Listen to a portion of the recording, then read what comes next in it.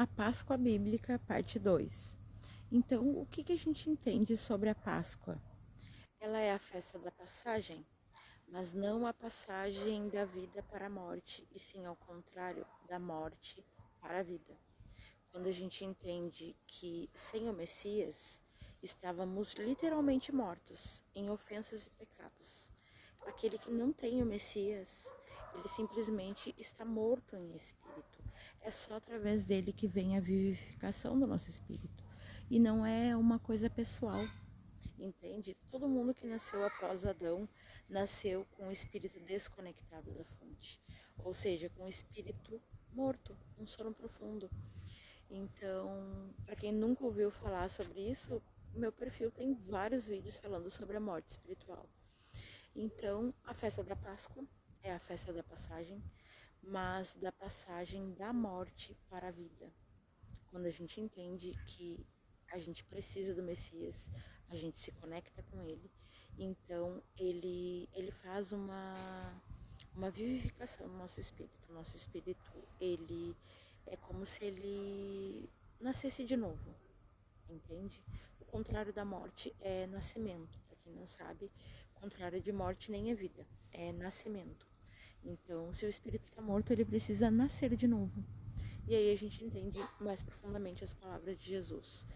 E a questão da própria morte dele, né? Que muita gente entende que Jesus ele morreu pelos nossos pecados, no sentido de que o ser humano ia errar, ia cometer pecados, no sentido de roubar, matar, se prostituir e essas coisas assim. Não foi por esses pecados que ele morreu.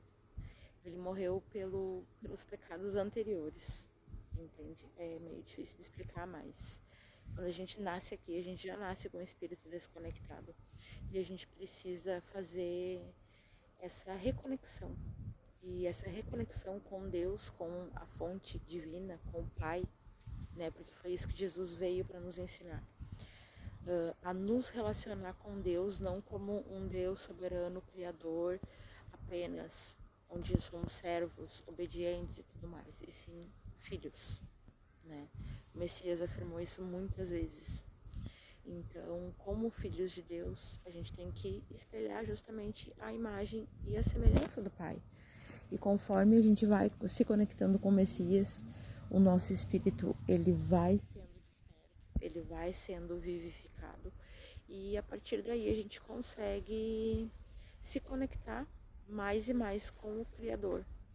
Então, quando o Messias ele entra na morte, ele resgata o nosso espírito, entende? A morte, o pecado já não tem mais poder sobre nós, porque ele veio justamente não para livrar esse corpo da morte, mas para livrar o espírito da morte, entende? Ele não veio porque ele não queria que tu pecasse, que tu roubasse, matasse, se prostituísse. Ele veio porque ele queria que tu tivesse uma vida consciente, entende?